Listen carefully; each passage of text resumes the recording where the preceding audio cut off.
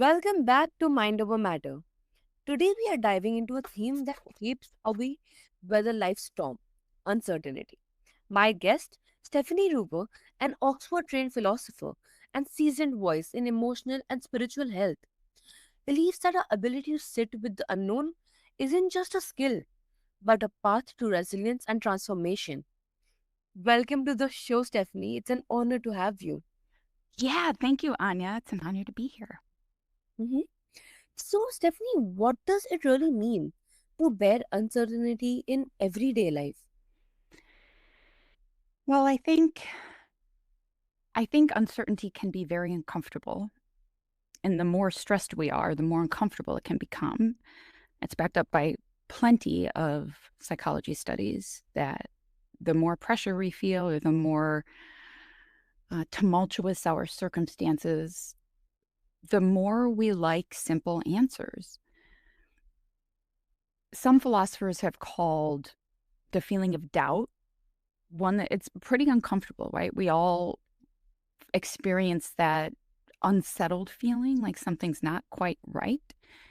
And John Dewey described it as the feeling you bear, it drives you to ask questions, and then you have to bear it while you're in the middle of asking questions.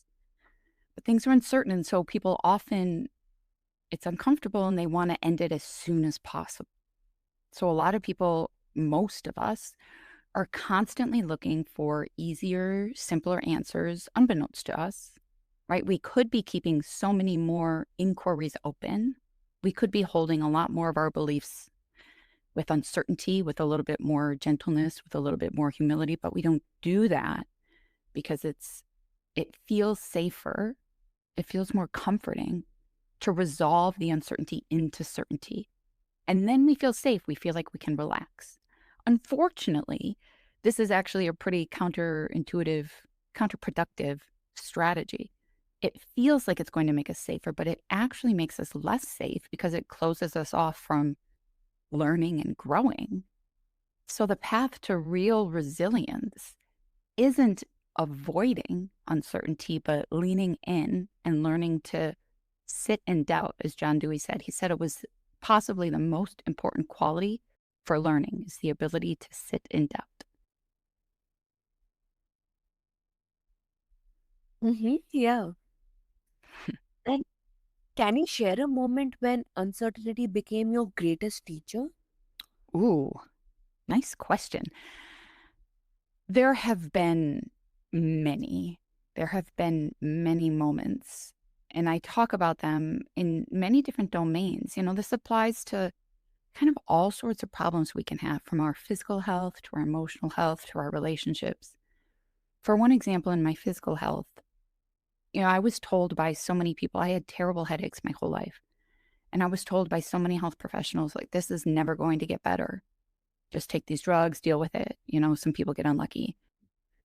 And I got a lot of advice that said, Steph, just accept that. Stop fighting. But I was willing to eager to question those things, and it ended up working, right? It ended up working. I released the conviction I had that I was stuck with this. That's just one example. Another, in my relationships, my father and I used to fight all the time, and I was so certain that I was right. But when I had the realization that I was trying to win more than I was trying to learn, I sat back and I listened. I realized that I had so much I could learn from him. That was a huge lesson. Or like I went off to Oxford to do my PhD, and everybody was so brilliant. And sometimes you'd stand in a circle of brilliant people and not want to admit that you don't know something. But the second I said, wait, hang on, I don't know what chronophilagocentrism means, for example, then somebody would explain it and I would learn. And that might have been the greatest example of all, over and over and over again in my studies, learning that my willingness to say, I don't know, is what enabled me to find the answers.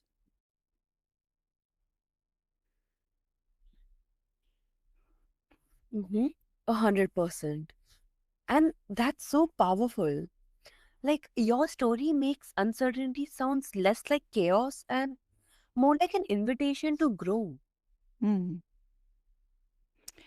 Well, yes, actually, I think that that's exactly what it is. I think we often start to feel uncertain. We start to feel that unsettledness and we run away from it right away. But if you're willing to sit in it just a little bit, you start to realize that it's all it is a sign that more learning is possible, right? And as you start stepping into thinking and living that way, you realize you realize how much better it is, right? Like learning all the time doesn't just help me expand my understanding. It helps me improve my situations because I know more things, and it helps me love more people because I'm not so afraid that they're going to challenge my beliefs. I feel so comfortable with uncertainty because I've experienced over and over and over again that it really is the safest place to be. I just have to keep learning as I sit in it, you know? Absolutely. And why do you think humans crave certainty so deeply, even when Mhm. it limits us? Yeah. Well, as I kind of mentioned earlier, certainty feels safe. My thought is that the greatest drive human beings have is for safety. And if we take an evolutionary picture lens on humans, which I usually do with a grain of salt, humans adapted, right? We survived. Why did intelligence and language evolve? It evolved because it enabled us to survive. So our beliefs come into place as survival mechanisms, just like anything else. And, many of us as school children are taught things like humans have basic needs such as food, water, shelter. Like these are their basic needs. I disagree. First and foremost, the most basic need is beliefs. You need to be able to form beliefs about where the water is to go get it, right? And you need to be able to have a hypothesis and to test it and to revise it. And if you're not willing to change your beliefs, by the way, you will die. But, beliefs are a part of this drive for safety. And then social stuff is, the beliefs we have about our social sphere are the same, or sphere are the same way. They're a part of the drive to belong, right? Our beliefs either help us belong or they don't. And we need to belong in order to survive because if you don't belong, you can't do things like hunt and get shelter and get water and community, which you need.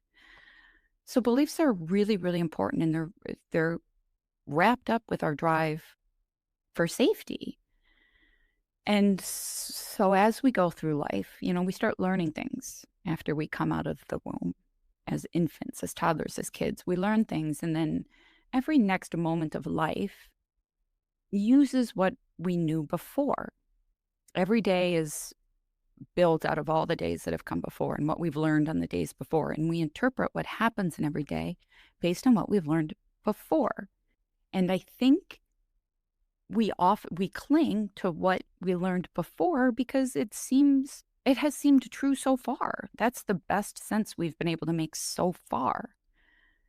So it feels really safe to us. It's like I think of it as a map of reality. We use that map to survive in the quite frankly dangerous territory of reality. And then so when we feel threatened, when we feel stressed, we defend that map because we think it's the guide to safety. But in reality, not being willing to revise that map is what's going to be our downfall because we know much less than we think we do. Right? Each of us is only one of 8 billion people. It's far more likely that we're wrong or incorrect or at least missing something than the opposite. What are the chances that I'm the one of 8 billion people who has the best view of things? It's 0.000000125%. I think there's more zeros. So I think we cling to beliefs because they feel safe. It's solid ground that you can stand on. You've used these beliefs before. They've seemed true. You can't see ahead. You don't know what other people think. You don't know what other people have seen. So anything that's not in your map of reality is a threat to it. So that's why we cling. And also why it's important to become aware of that and try to change it. Yeah, I absolutely agree. And do you see certainty as a form of comfort or as a hidden barrier to resilience? Mm, yeah. So certainty is definitely a form of comfort. And there are ways in which having conviction does make you more resilient. Right? William James, one of my favorite philosophers, had this beautiful essay speech he gave in 1902 called The Varieties of Religious Experience. And he talked about how important faith is, like firm religious beliefs can be so motivating. You know, you can actually feel safe in that. But of course, if you're wrong, you're radically not safe about anything, right? And so there's a middle ground there for us to walk where we hold beliefs, but not tightly, right? We're open, we're willing to revise, we want to revise. And I think this is what ultimately enables us to be optimally resilient.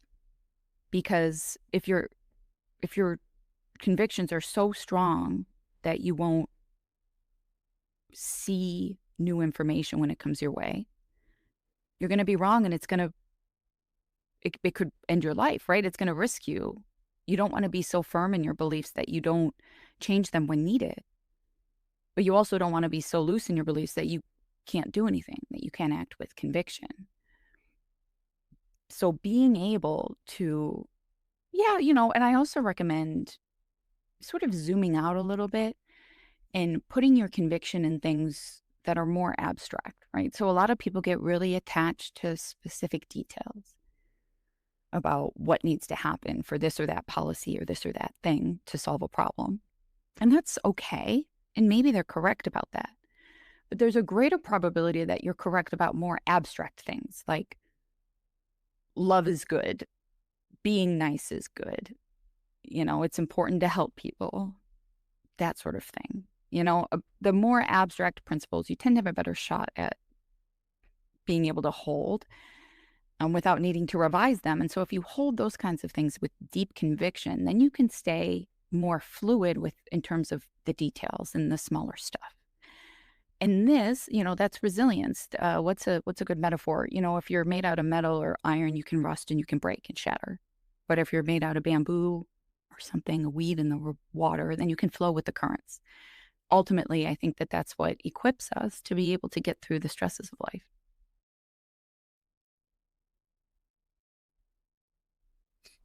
I love that angle. Like, it challenges us to see comfort not always as safety, but sometimes as stagnation. Mm-hmm. I mean, we talk a lot about comfort zones, right? Like, live outside your comfort zone. Don't be too comfortable. Go stretch yourself, right? You don't grow unless you get outside your comfort zone. People talk about that all the time, right? But the same exact thing applies to your beliefs, right? Like, you don't grow intellectually, you don't grow in wisdom unless you're willing to get out of your comfort zone with what you believe. Set yourself aside a little bit. Consider that you might be wrong. Consider that you might not have all the answers. What might other people be able to teach you? So many people are afraid to admit that they're wrong about stuff or that their political opponents have a point. But it's actually often the people who are most different from us that have the most to teach us. And then, I mean, that's a part of the engine of resilience. What are you missing? And to top it off, when you're willing to admit that other people, people you think of as your opponents, may have a point, that they may have something to teach you, they're no longer your enemies.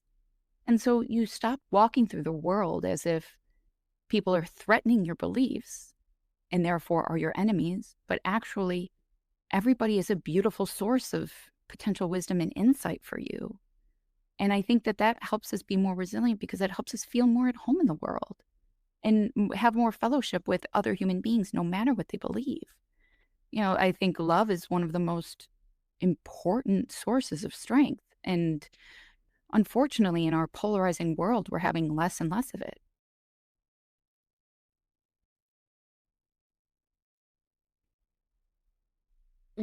Yeah, definitely.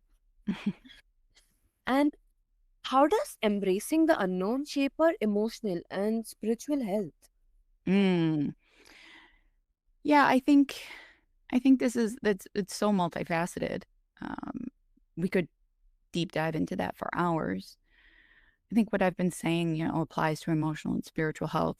I'll go ahead and I'll talk about them separately. I think something that's really important for our emotional health, and beliefs is realizing, when you accept that your beliefs are flawed, all of them, you know, that includes beliefs that you have about yourself. I was talking earlier about how I believe that all of our beliefs come from a drive for safety. And our self beliefs are a very, very, very big piece of that. I think more than any other beliefs, we form beliefs about who we are as a drive to be safe, as a part of the drive to be safe when we're very young. We learn to, many of us, unfortunately, learn to shame ourselves, to call ourselves bad things, to try to force ourselves to behave in ways we think will keep us safe with the adults around us. It's so hard for us to imagine now as adults what it was like to be those little kids, those babies, trying to survive in the little environments in their homes and then later in their schools, eh, trying to get fed, trying to get love. Everybody just, one of the most important things we learn to do for survival, as horrible as it is to call ourselves messed up in one way or another or deficient. Because then we, oh, my energy is too much. Oh, my personality is too much. I'm too bossy. I'm too assertive. I'm too sensitive. Like there's all these different things that we start to think about ourselves and say about ourselves. And the reality is that we learn those things as a part of our drive to survive. And so when I invite people to get curious about what they believe and to consider that they may not have all the answers, I'm also inviting them to step back and say, well, wait, so this assumption I have about who I am, maybe that's not true either. And then it becomes a question of, okay, what is true? I think that's so powerful for emotional health. And it really frees us to tell the stories of who we are with a little bit, with a little bit less reactivity and more intention, more thought, and you can always be rewriting that story. So that's emotional health. And that's just one piece. I also think we can bring the same kind of curiosity to our relationships. Maybe I'm not right about this. Maybe I'm not making the correct assumptions about that person. That can help heal our relationships, which can heal our emotions. And then of course with the spiritual health, um, I do a lot of work on the concept of faith. What does it mean to have faith? A lot of people want to have faith. Some people think faith is dumb. I think everybody can define faith how they like, but it seems to me, we're all sort of seeking sensibility and trust. We want worldviews that we can believe in. And ultimately that feels safe, that enable us to feel like home, that we can maybe hand over a little bit of control and trust something higher than us. And I think that it's possible for everybody to find this. I think the path is different from everybody, and I think that that's okay. It's we can all have a piece of the puzzle. We don't have to hold the whole puzzle in our own hands. I'm okay with just holding one piece, having my own set of beliefs, my own set of experiences, understanding that other people have theirs, and then we can learn from each other, And I don't think this cheapens faith. A lot of people, especially in the United States, especially in the South where I live, believe that to have a fulfilling spiritual life, you need to be certain about your beliefs. But that's just, it's impractical, and I don't think it's wise. There's no such thing as full certainty. There really isn't. There isn't. And life is hard. The world is complicated. It's doubt is honest. Uncertainty is honest. Somebody once said to me, like, the most important, I was trying to learn how to pray. They said the most important thing about prayer is that it's honest. Just show up honest and let the doubts breathe. And if you believe in God, a specific version of God, for example, um, what's what's uh what's so threatening about asking questions? If that God is ultimately real, your questions are only going to draw you closer to them. And if they're not real, then isn't it better to know that, right? Um, I really think there's no harm and only gain in being willing to entertain questions because that's how you learn. What if you have a specific idea of God and it could be better? Wouldn't God want you to ask questions and move closer to that? I would I would guess so. Curiosity is the habit of being open and exploring, and being hungry for wisdom and insight and information and experience. And so we have all this perception that certainty is the way to God or faith or sacredness, but I think it's the opposite, to be honest with you. I think certainty is just that thing we cling to because it keeps us safe, you know, it makes us feel like we get to keep our friends and our communities and our personal identities. Everything gets to stay steady. But you can be steady and uncertain at the same time. If in that uncertainty you say, okay, I'm just going to keep learning. I'm just going to keep learning. When you're on the way, you don't have to be anywhere specific. You can be at home on the path. So that's what I think uncertainty can do for your spiritual life too.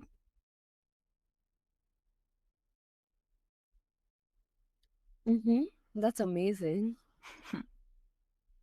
Thank you. And yeah. And is there a balance between surrender and control that helps us thrive?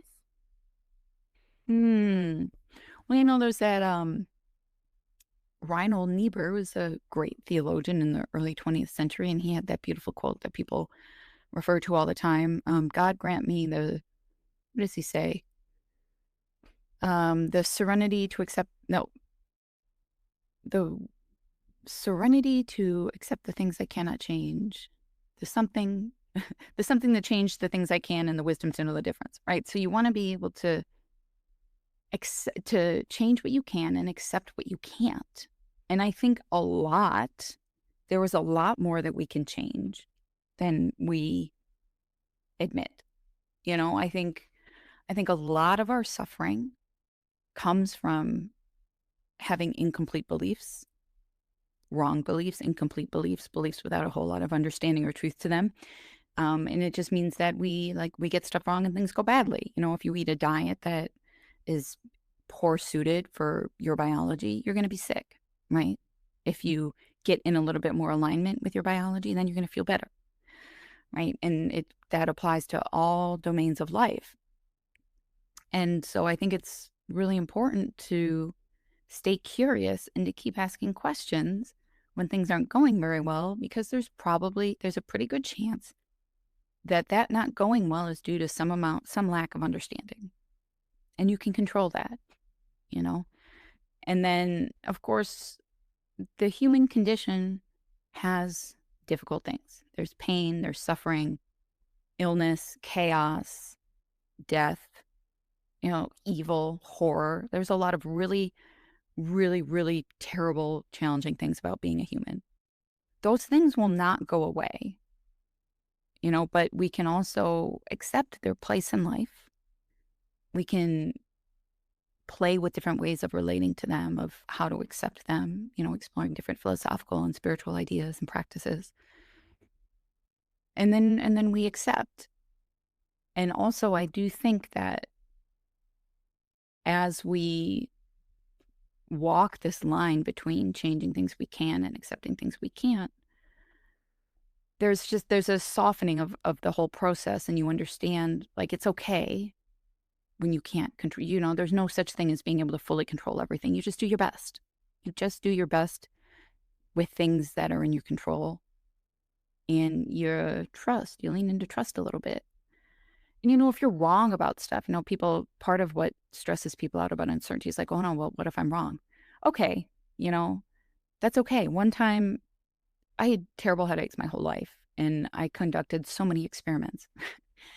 And a negative outcome for the experience was more pain, right? And One experiment I conducted was taking a certain kind of supplement that ended up in me being in terrible pain for years, no, about 18 months. And that was really hard. But it did also unlock the next steps on my path so that I could eventually solve the pain. So we do get things wrong and we do suffer, but we can stay curious and just keep going and then accept and pivot and keep going again and, you know, on and on.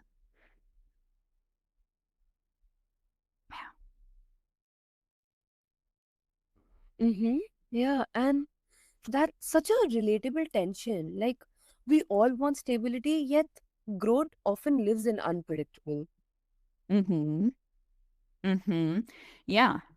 Yeah. And my invitation is, why not try a little bit more of that? Um, and I think people can take baby steps, you know, uh, do it in small ways. I invite listeners and readers often to pick something that they feel really sure about, but not all that emotionally attached to, like whether a certain kind of food is healthy or not, or caffeine or alcohol, or, what they think about cigarettes or drugs or something like that, not too emotionally charged, or a political issue they're not too close to. And then go research what people you disagree with are saying and really try to get behind their shoes. And you'll probably find that they're saying things that you just hadn't thought of. It's literally impossible to think of things that are outside our domain of experience. It's literally impossible. We can only think of what we've presently thought of. And so to grow, like you must lean into the unfamiliar. And as I said, it's often people who are more unfamiliar from us who have the most to teach us. I often think it is the areas of ourselves where we're uncomfortable, where we resist, where we feel, or out in the world when we feel hatred or fear with other people, distaste, outrage. Those for me are signs to lean in, not away, and get curious. Like, why is this happening in me? Why do I feel like this? Why is that person acting that way? Why do they feel like that? And that's the kind of question that brings us to greater understanding, which I think is a way, way, way better goal than, oh, I need to prove I'm right about this, personally. I'm going to leave it at that. Mm-hmm. Yeah, makes sense. Mhm. Mhm. And this has been such a rich conversation with Stephanie Ruper, reminding us that uncertainty doesn't have to be our enemy. It can be our greatest ally in building resilience and living fully. Mm. If today's episode stirs something in you, take one step this week to lean into the unknown instead of resisting it. Because often that's where life's deepest breakthroughs begin.